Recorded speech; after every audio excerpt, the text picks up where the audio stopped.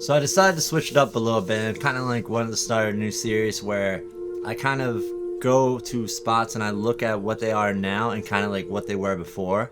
I don't know if people will accept to this, but I'm kind of just going to throw it out there. So in this case, I want to take you to a little tour of like my hometown area where I pretty much grew up skating with my friends, and essentially start from Woodland and then branch our way out all over the area.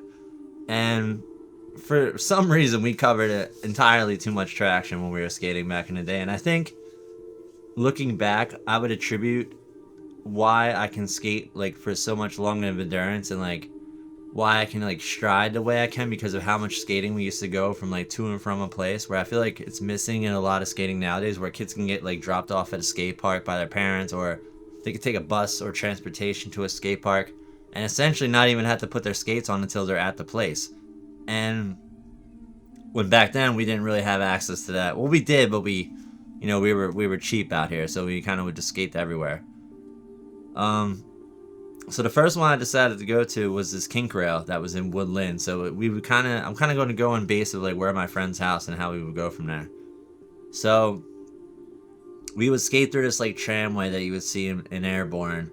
Kind of like I kind of like acknowledged that before, but this was like real. You had to like go across the highway, which is 476, and then go behind like this crappy like walkway where there could have been homeless people or anybody, crackheads just standing back there, but thankfully there was only a handful of times where we encountered people.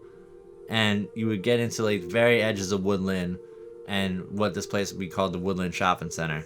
And you'd get there and it was a busy road, there was 2 lanes, and no matter what part of the day there was always traffic there. And you get there, just a kink rail that's, we didn't have many good rails in our area at the time, so this was like the elite kink rail. And it had, looking back, it had everything wrong with it. They actually fixed it now, so it's a little bit better. But before, it used to be like a really crappy sidewalk. Right before the stair would go to where you would jump onto rail, kind of like crack and drop down, so you kind of like would have to jump before the crack would just start.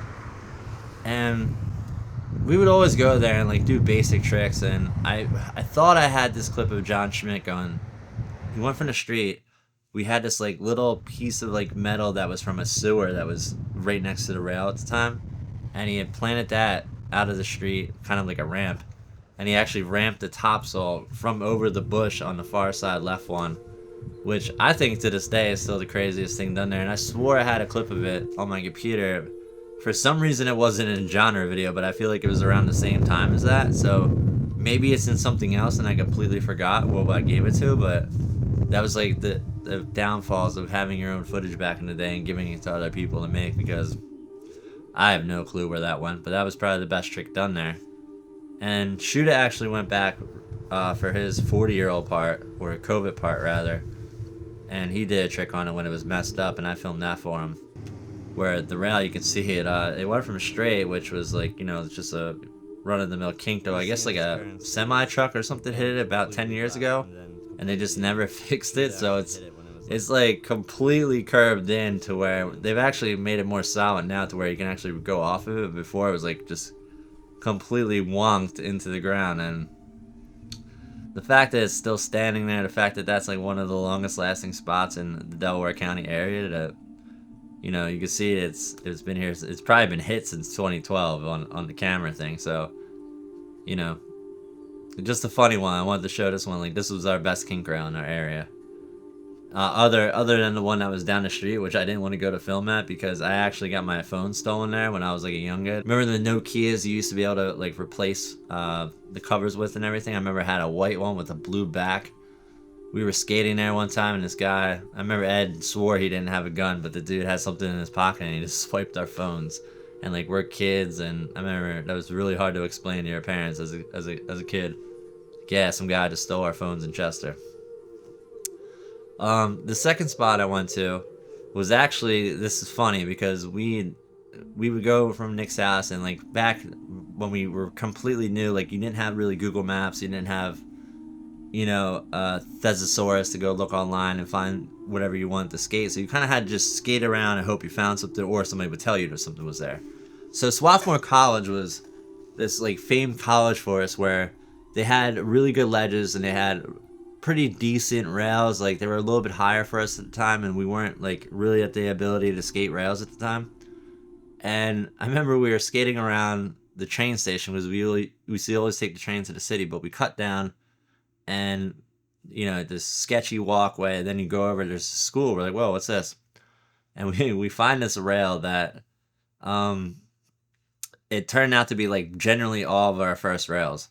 You're just skating down the street out of nowhere, then you're just like, voila, here it is. And I even to this day, it's kind of funny, like looking at it, like it's such a deadly obstacle, especially for your first rail. Like you kind of like ideally want a rail to where you would want to theoretically land in grass, or you would want to be able to like grab onto something and like just in case like you don't know what you're doing. But in this case, this rail was like kind of skinny. The supports were scary, and then it had a gigantic tree next to it with these like stumps that were sticking out. And fun fact, way back in the day, we used to skate this, like, I would say generally every day we would skate from my friend's house to this rail. And it was the first rail I true topsoiled. It was the first rail I soul grind. I might have I don't even remember royaling it back in the day. I wasn't really a royale guy when I was little. And I didn't really, like, wanted to do it all the time on rails till later in life. But I remember Ed used to absolutely destroy this rail. Nick P used to always absolutely destroy this rail, and then I would like try my best to like do something. But coming back to it, and I remember coming back to it like 5-6 years ago, and just looking at it and seeing how dented and squared like the end of the rail is. I guess it's from bikers going up it, because there's no way skateboarders could hit it, or bikers going down it, because I used to grow up with bikers around the area. I used to skate with them while they would ride around on dirt trails and stuff like that, or they would go street riding and I would be the rollerblader there. So I'm assuming they probably were absolutely destroying that rail at one point. But to see like now, like how dented it is, like it's literally it turns from a square rail to gradually becoming a circle rail at the top of it where you jump on. And it was funny, I had no actual recollection of it being this bad, but I also like no intention of ever grinding it again in my life. And I was there and I was like, wouldn't it be cool to hit my first rail again, like even after all this time? And I'm not gonna lie, I didn't put my skates on it yet at all today. I was just cruising around. I filmed at the one spot and I was like, how hard is the rail? I can just put them on and skated back and forth on the street real quick, stalled it, missed actually stalling it on a curve up top, and I'm like, oh, this is a good omen to start my day. But gave me a couple royales. I was actually mad because I did one to forward, and I'm like, that's not exciting. You just can't do it. You can't just do a royale forward all day. But I'm not even gonna lie. When I jumped on that thing, it felt like old times where it was downright terrifying. Like my foot kind of stuck, and I'm skating anti, and it's because of how like the supports kind of stick out on the railing and how your foot kind of catches, and it is just a jagged, bumpy ride. It brought me back to like, it makes you really appreciate like when a rail's good or a spot's good or even a skate park's really big, because this is horrifying, fucking horrifying. And I'm 40 years old. I have no business jumping on a handrail anymore. But I wanted to do it kind of for the clip and just to say I did my first rail again when I was old. So this spot has everything wrong with it though. There's number one, inside a playground, not the best thing to skate ever, but somehow there was nobody there. There's wood chips on the run up, so every time you have to start, like no matter what, you have to run through the wood chips to get like enough like coast on the concrete to be able to jump. There's a slight crack also right before the rail. The fence kind of hangs over to where it like is in your peripheral, so where you're jumping to where it feels like if you jumped and lean, you would hit the fence. And actually the first time I jumped, I grabbed the fence like just like instinctively, and it like just brought me back. I was like, oh no, like not again. Because if you slip off a little bit and you hit that stump, you can't really see it, and that stump really fucks you up really bad. And because you roll over or you kind of like stop, get your foot caught into it, or as I did, I broke my wrist on it. And I'll never forget, like my wrist was like looking like this. It was black and blue, and I kind of just like popped it back. I'll attribute that to why I don't like skating handrails, actually. From probably since then to on now, I only do like, what I'm really comfortable with. But it's funny, like they actually put a new rail to the left of it, like that was never, as you can see in the maps, it was never ever there before. Yeah, just like it's kind of like you're always like something holding on with you. It's like your first kiss is like your first rail, like it's cool that it was still there to get one more last ride for just for shits and giggles, even if it's scared to piss Feels out. good after all this time to hit something on it. I mean, Eddie B, this is your favorite rail.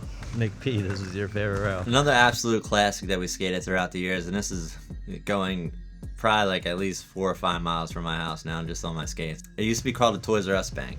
It was an old school Toys R Us, and behind it just had these gigantic, unnecessary banks behind them.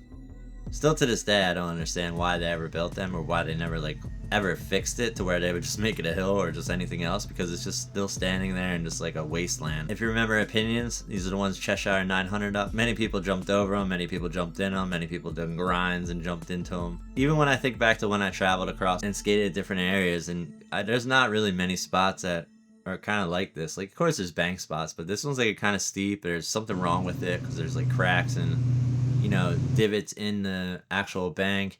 It's not connected directly to the ground, so you kind of like do a kerplunk. Somebody tried to build a DIY little quarter pipe, which I skated way back in the day for like a solo edit or something, or like a picture maybe.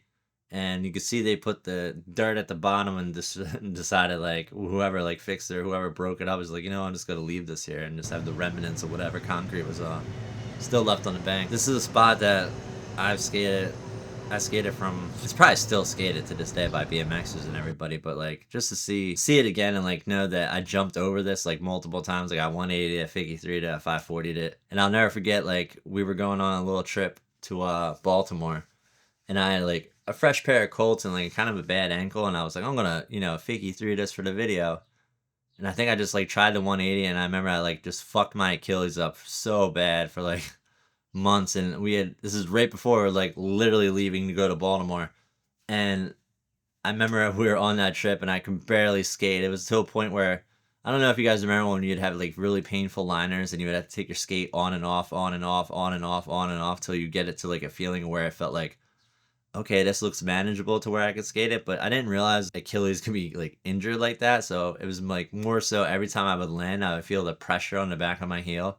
And it was like, I thought it was the liner, like, which could have been the liner actually now looking back of it, because it was in Colts. Nowadays, I would go home and be completely done with that. I was like, I still went on the trip, still tried to skate. I think I even got clips when I was hurt. And just remember, it was all because of the Toys R Us gap, which is now a This Pet spot's Smart still beating or a after all Petco this or time whatever. though. Still gets as hot as it did back in the day out here, but not as smooth as it used to be. And still just as crowded as ever, because there's cars whizzing by, like, because it's open during the day, so people are just whizzing by out there to when you're jumping into the bank. So it's kind of wild, because when you would jump over the gap, I show you like the vision of it. Like you can see like the guardrail, but you can't see the gap. And if anybody's ever jumped gaps, which obviously most of you have done, you kind of want to see where you're landing and where you're jumping from, because you can get like an essence of how far you got to accelerate, how far you got to like propel yourself over. And when you see just a guardrail and just, air in a way, you don't know where the bank is. You don't know. Well, you know where the bank is, but you don't know where the landing is. You don't know, like, what point you're going to jump at. It's just kind of like blind faith. And it's definitely up there with the scary gap. It'd be cool if they, like, let you DIY there and build a box, like, on the grass, because it would be fucking amazing to go up and then just blast down and hit a thing and then cruise the rest of the parking lot. But more than likely, they don't want you to skate there anymore. They didn't want to skate there back then. I'm shocked we ever got a chance to, because they were kind of like mean. In this last spot, I wasn't even going to go to, but I was driving by and I just like kind of like remembered it. This is actually my local high school, but they built this in 2002. And I remember at the time we were like, yo, we're getting a state-of-the-art skate spot kind of deal. And they decided to put in like the worst material rails in the possible plan it could build.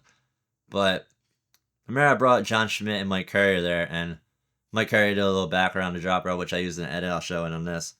But then Jon Schmidt, I'll never forget, he 180'd over the whole thing. And it was like I think it's like a 16, 17 stair gap. But it's not only that, so you had to clear over a high rail, which is very high, but then you had to go over the sidewalk too. And he actually jumped it so far that his impact, he lands and like he immediately jumps back on the sidewalk without just because of the force of the landing made him do it.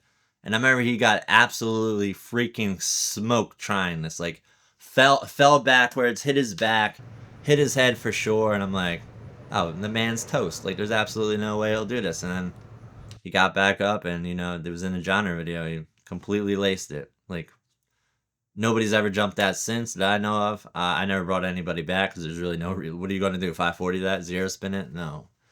But it's funny looking at it now. It's still as big as it was then. Still as crazy as it was then. And that's another one where you look at the view, like you're starting from the behind at this like gym, and then you're skating around this path. You just got to jump over this high aluminum rail, then like just hope that you land in this blacktop. And luckily he did it in like 2 tries, I believe. Jon Schmidt. He did a lot of things around here that are just like, he was crazy, and wish he still skated, to be honest with you. So at the same school, so you cruise down a little bit further from where that was, and there was a football field, and they put this kink rail there. And I remember when we were there first building, we're like, oh yeah, we're absolutely gonna skate that all the time. Like, that looks phenomenal. And as I mentioned before, they put the absolute worst. Like, these rails, I haven't even experienced this kind of rail like anywhere else in my life, and it's just like, that's what happens to me with like skate spots that are close to me. Like, I get bad skate parks, and I get like bad material on my my local school. Like, even the ledges were like unwaxable to be able, like, if you skated them, you would just tear up your skates. So I was like the unluckiest skater in terms of like getting a brand new school, and like nothing was skatable. But they were very smart in that aspect, because then you didn't have to worry about anybody skating them. So, but we still attempted to skate this kink rail. I did one of the worst machios of my life, which I put using in part, but I'm gonna put it right here to show you. But the fact that we would actually session this, like multiple people would stand up there and like try to hit this thing, and it would be like one of those ones where it's just like your knees are just getting buckled every time you hit the kink. It's like boom, boom, boom. Then you would hope that you would slide far enough to get to that last end, and then like, yeah, I gotta do it, and then you're landing in a football field and then having to walk back up the stairs. But it's funny, like that was the time back in the day. You know, you couldn't. I would be skating there at 9 p.m. at night, like with the friends, and just trying to do something, or just trying to encourage somebody to land something. And all for what? Like, you know, a couple props from some dudes online. It's like, we were insane. And the things you do for fun, you know? But I'm sure I bored all of you with all this.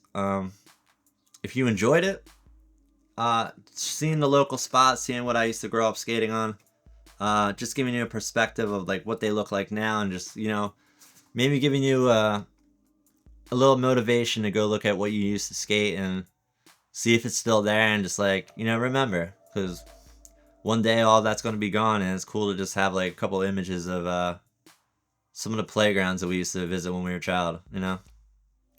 But till then, more Dino on the way. If you have anything you want to see more, if you have anything you hate, please leave a comment. If you haven't subscribed yet, 60% of my viewers are not subscribed. So if you would just leave a like, get me on there, get me on the algorithm so other people can see us, that'd be fantastic. But till then, I'll see you all later.